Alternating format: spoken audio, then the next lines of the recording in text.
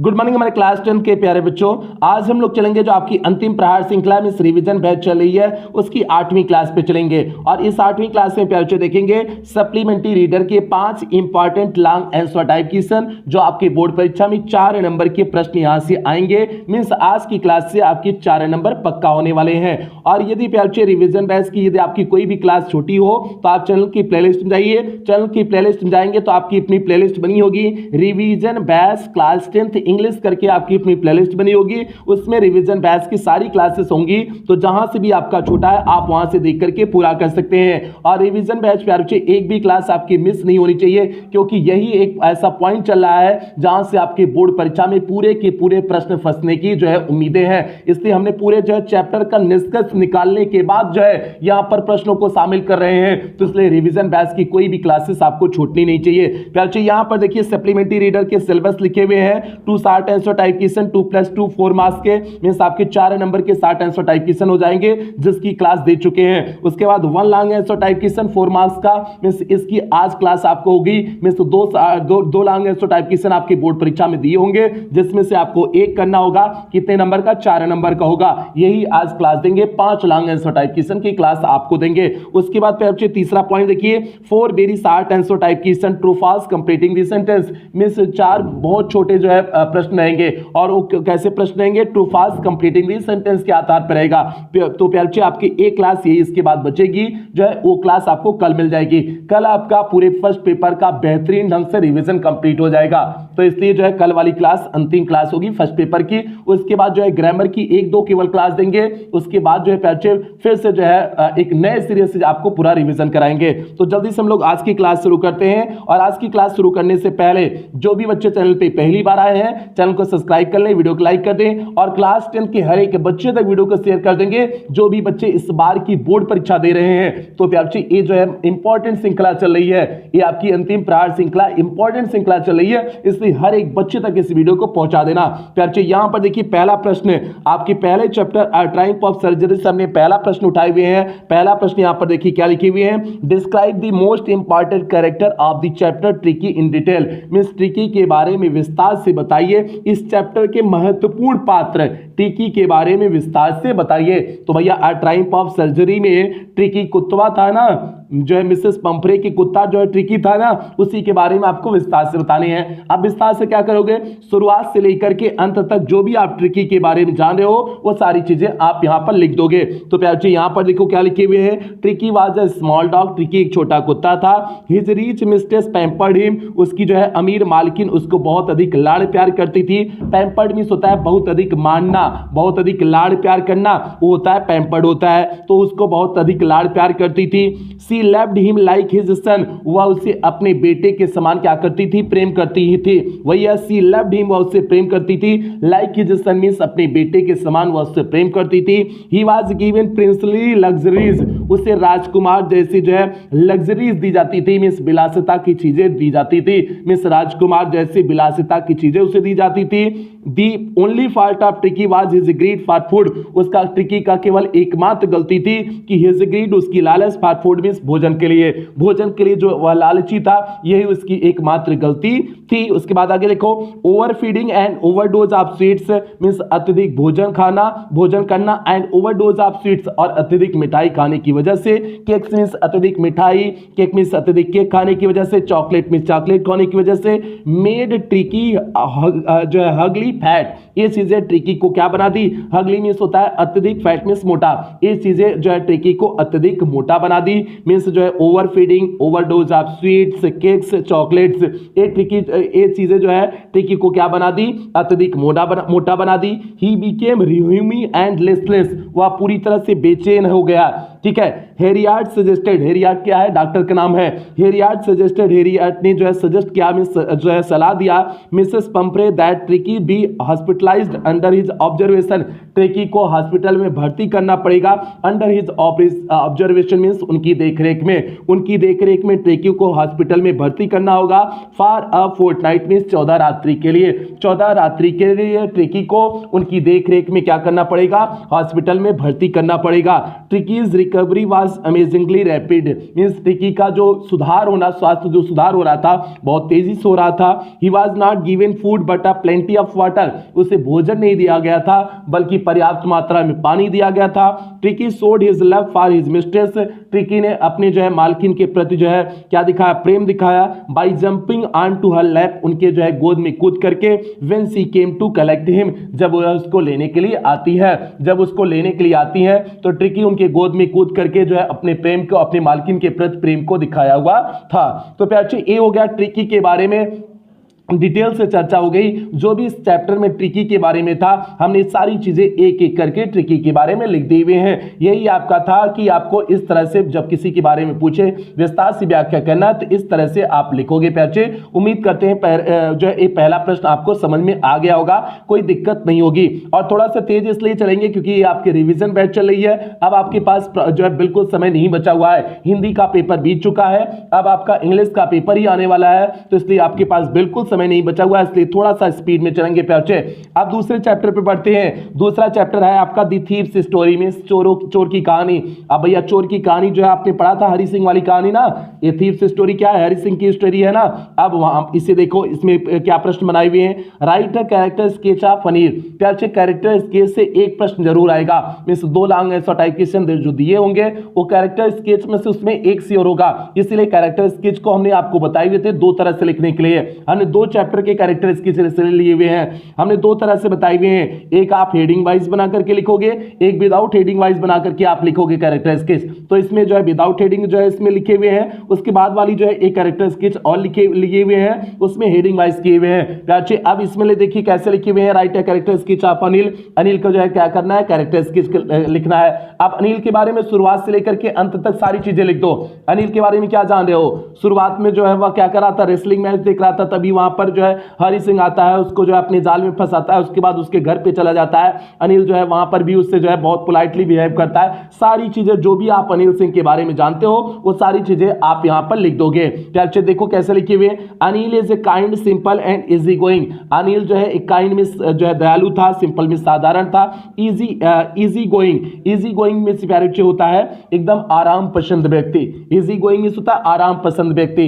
तो जो है वह कैसा था, अनिल जो है एक दयालु, साधारण और इजी गोइंग आराम पसंद व्यक्ति था।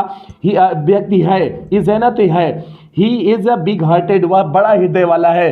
तो बड़ा हृदय वाला था तभी तो उसने जो है अनिल जो है हरि सिंह की गलतियों को माफ कर देता था। तो he is a big hearted, वह बड़ा हृदय वाला है। He treats the narrator nicely, वह नरेटर के साथ बहुत अच्छे से व्यवहार करता है। He teaches him how to cook, वह उसको सिखाता है, मीन्स वह हरि सिंह को सिखाता है हाउ टू कुक, मीन्स भोजन कैसे बनाते हैं। ही आल्सो टीचेज, वह यह भी सिखाता है, ही मीन्स उसे how to read and write, means पढ़ा और लिखा कैसे जाता है, यह उसको ये भी सिखाता है कि पढ़ा लिखा कैसे जाता है। The narrator of the story, इस जो है इस कहानी का जो नरेटर है, is a boy of thief, वह क्या है, एक चोर लड़का है। इस कहानी का जो नरेटर है, जिसने लिखा हुआ है, ये जो कहानी जिसने लिखा हुआ है वो क्या है, इस कहानी का क्या है, एक थीफ है, मींस चोर है। तो वही the narrator of the story, इस कहानी का नरेटर मींस लेखक, इज अ बॉय थीफ, एक लड़का चोर है।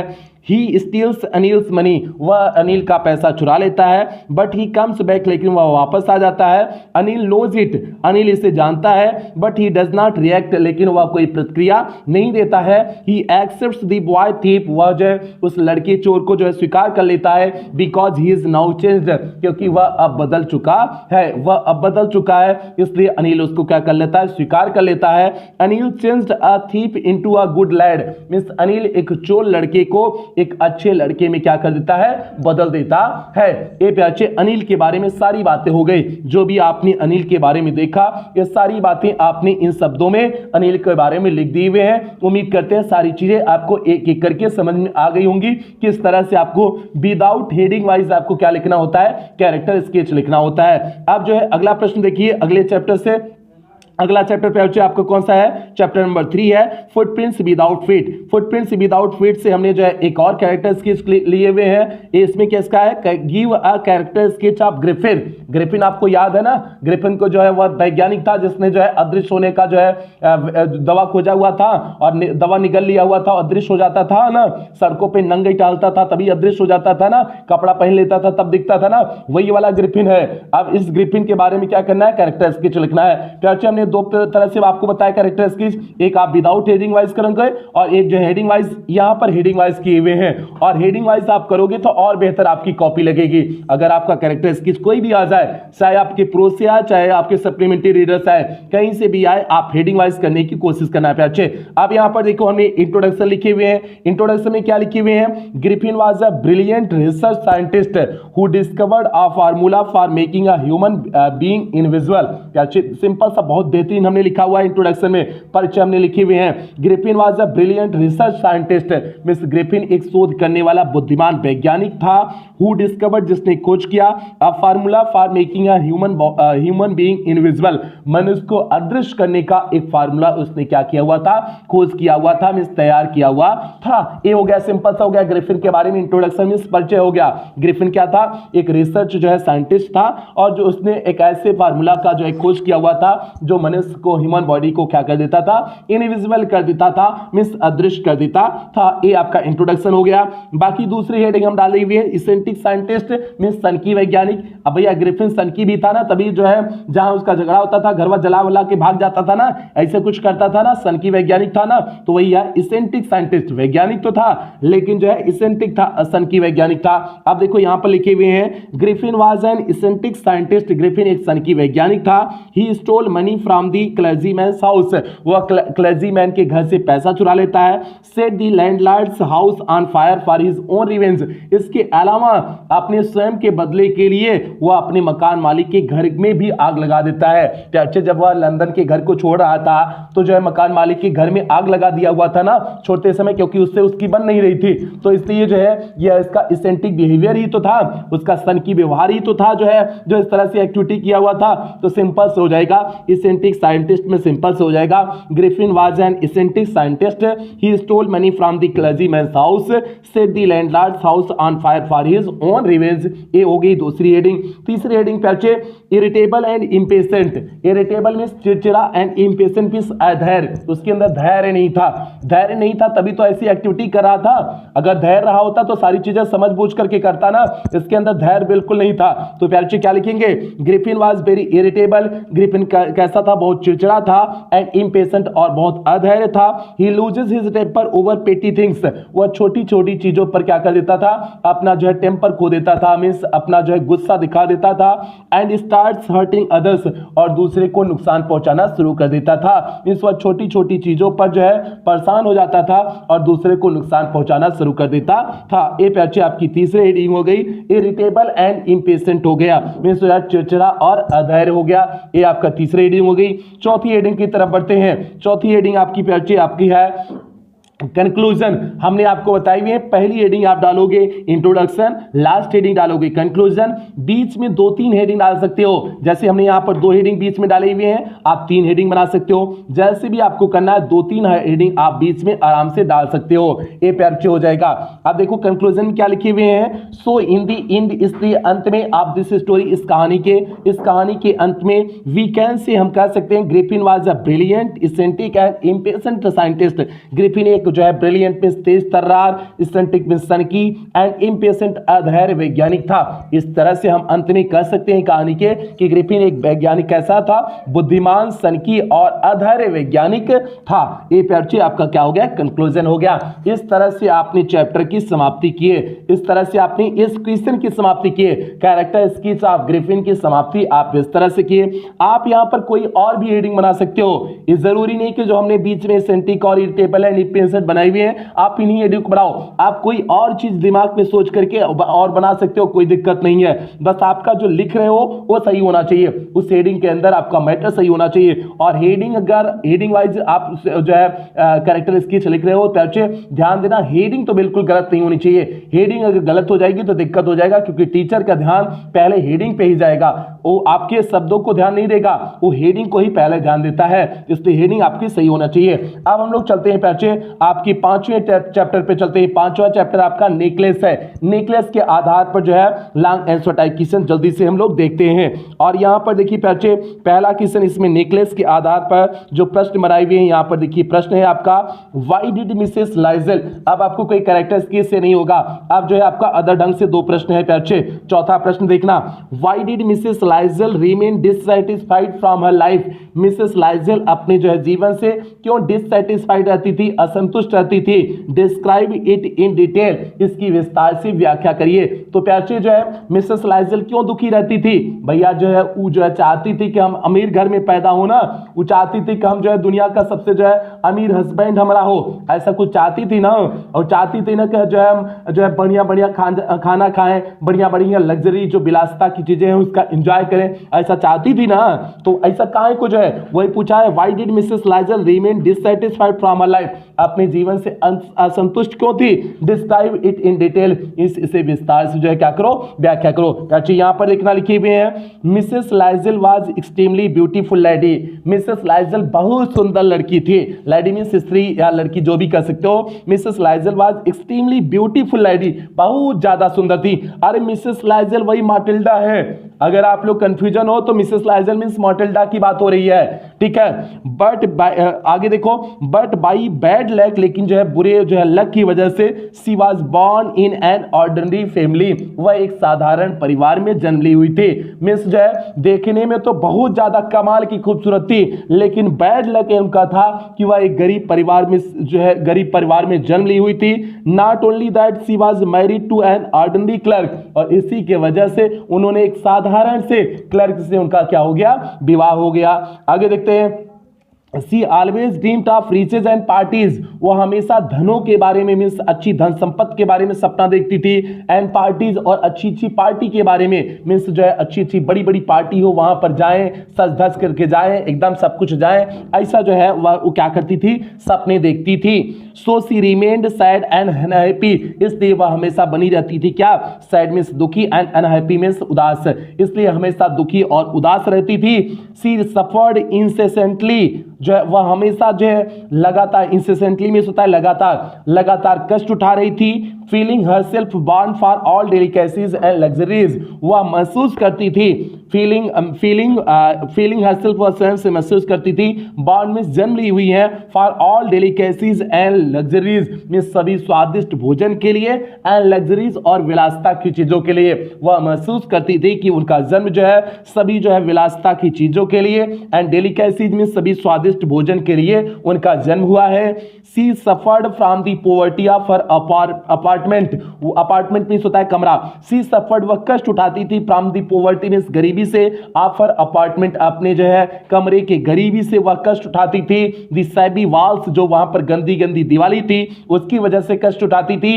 एंड दी ओल्ड चेयर्स, और जो वहां पर टूटी फूटी कुर्सियां लगी हुई थी उसके वजह से भी वे क्या करती थी, कष्ट उठाती थी। ये प्यारे ओल्ड चेयर्स है। आगे चलते हैं, ऑल दीज थिंग्स, ये सारी चीजें टार्चर्ड, उन्हें परेशान करती थी, ये सारी चीजें उन्हें परेशान करती थी। एंड एंगर्ड हर, और उन्हें क्रोधित कर देती थी, ये सारी चीजें उन्हें परेशान करती थी और क्रोधित कर देती थी। Whenever she used to visit her rich friend, जब कभी भी वह अपने धनी दोस्त के पास जाती थी, she wept from despair and disappointment, वह उसके बाद रोने लगती थी। किसमें, डिस्पेयर मींस निराशा में, घृणा में, एंड डिसअपॉइंटमेंट मींस उदासी में। वह उदासी और घृणा से क्या करने लगती थी, रोने लगती थी, क्योंकि वह अपने अमीर दोस्त के यहाँ जाती थी। अमीर दोस्त, जाहिर सी बात है उसके पास सब कुछ था, तो जाहिर सी बात है अमीर दोस्त है, सब कुछ था, तो इन्हें देख करके महसूस होता था काश ये भी हमारे पास भी ये सारी चीजें होती। तो इसलिए जो है वह क्या करने लगती थी, डिस्पेयर मींस घृणा और जो है उदासी में वही रोने लगती थी। ये प्यारे हो गया, सिंपल सा बेहतरीन सा उत्तर हो गया। Why did Mrs Lizol remain dissatisfied from her life, describe it in detail. एकदम बेहतरीन सामने उत्तर दे दिया कि मिसेस लाइजल मिस माटिल्डा हमेशा दुखी क्यों रहती थी। ये प्यारे बच्चे ये हमने आपके एग्जाम जो है क्वेश्चन करा भी चुके हुए हैं, आपके सारे क्वेश्चन हमने कराए हुए हैं प्यारे बच्चे। अब हम लोग चलते हैं अंतिम प्रश्न की तरफ बढ़ते हैं। अंतिम प्रश्न प्यारे बच्चे आपके चैप्टर नंबर 6 से है, भोली से है। तो अंतिम प्रश्न जो है भोली से जल्दी से देखते हैं प्यारे बच्चे, आपका 5वां प्रश्न। और 5वें प्रश्न पे चलने से पहले जो भी बच्चे वीडियो को लाइक नहीं किए होंगे वीडियो को लाइक कर देंगे और सभी बच्चों में शेयर कर देंगे। ये आप प्यारे बच्चे आपकी जिम्मेदारी है, सभी बच्चों में शेयर कर देंगे। 5वां और अंतिम क्वेश्चन, इंपॉर्टेंट क्वेश्चन देखो क्या है। हु वाज बिसाम्बर, बिसाम्बर कौन था? तो प्यारे बच्चे आपको पता है ना बिसाम्बर कौन था? अरे वही बुढ़वा था जो बिहवा करने आया था, 50 साल का लगभग था वो, 50 साल का बुढ़वा जो बिहवा करने आया था छुटकी लड़कियां से, भोली से, वही बिसाम्बरवा है।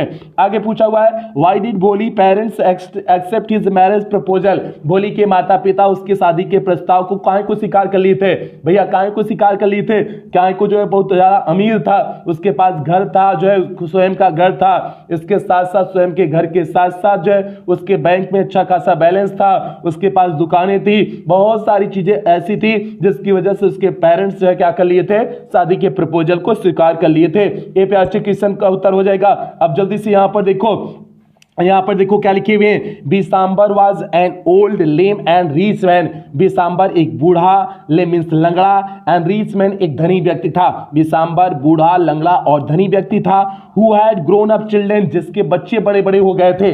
भैया ऐसा व्यक्ति था जिसके बच्चे बड़े बड़े बच्चे हो गए थे।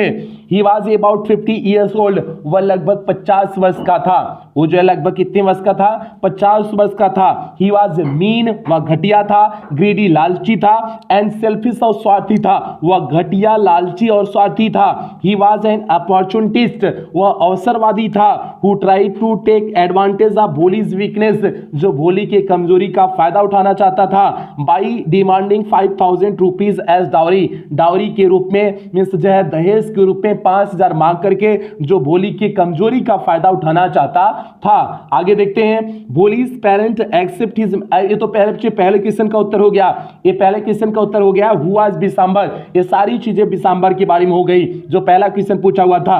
अब दूसरा क्वेश्चन जो पूछा हुआ है कि why did Bholi's parent accept his marriage proposal, Bholi के माता पिता उसकी शादी के प्रस्ताव को क्यों स्वीकार कर लिए थे? अब इस प्रश्न का उत्तर देखिए, यहां पर आपका लिखा हुआ है Bholi's parents accepted his marriage proposal, Bholi के माता पिता शादी के प्रस्ताव को स्वीकार कर लिए बिकॉज, क्योंकि he had a big shop, उसके पास एक बड़ी दुकान थी। He had a house of his own, उसके पास स्वयं का घर था। He had several thousands in the bank, उसके बैंक खाते में जो है हजारों रुपए थे। हर पेरेंट्स फेल्ट दैट, उनके माता पिता ने महसूस किया, if they did not accept Bisambar's proposal, यदि वे बिसाम्बर के जो है शादी के प्रस्ताव को स्वीकार नहीं करते हैं, she might remain unmarried all her life, वो अपने पूरे जीवन में क्या रह जाएगी? अनमैरिड रह जाएगी, मींस उसकी शादी नहीं होगी, इसलिए वह उसके जो है शादी के प्रस्ताव को क्या कर लेते हैं? स्वीकार कर लेते हैं। तो प्यारे ये हो गया, ये आपका बेहतरीन सा उत्तर हो गया प्यारे। उम्मीद करते हैं सारी चीजें बेहतरीन ढंग से समझ में आ गई। ये हो गया हुआ जी बिसाम्बर का उत्तर हो गया, पहले यहां उत्तर दे दिया गया। अगला क्वेश्चन हो गया भोली के माता पिता ने क्यों जो है इस प्रस्ताव को स्वीकार कर लिए, तो यहां पर बेहतरीन ढंग से आपको बता दिए उसके पास धन संपत्ति अच्छी खासी थी, दुकान था, स्वयं का घर था, इसलिए जो है उसके माता पिता ने क्या कर लिया था? शादी के प्रस्ताव को स्वीकार कर लिया हुआ था। तो प्यारे ये 5वां क्वेश्चन इंपॉर्टेंट क्वेश्चन हो गया। ये 5 क्वेश्चन जो हमने कराए हुए हैं एकदम इंपॉर्टेंट प्रश्न है प्यारे, कोई भी आपके प्रश्न छूटने नहीं चाहिए, ठीक है? ये आपका हो गया। आगे हम लोग बढ़ते हैं, आज की क्लास यहीं समाप्त करेंगे प्यारे। छोटी छोटी अब क्लासेस होंगी, छोटी छोटी क्लासेस होंगी जिसमें आपका तेजी से कवर करेंगे प्यारे, क्योंकि समय आपके पास बिल्कुल नहीं है। तो आज की क्लास यहीं समाप्त करते हैं।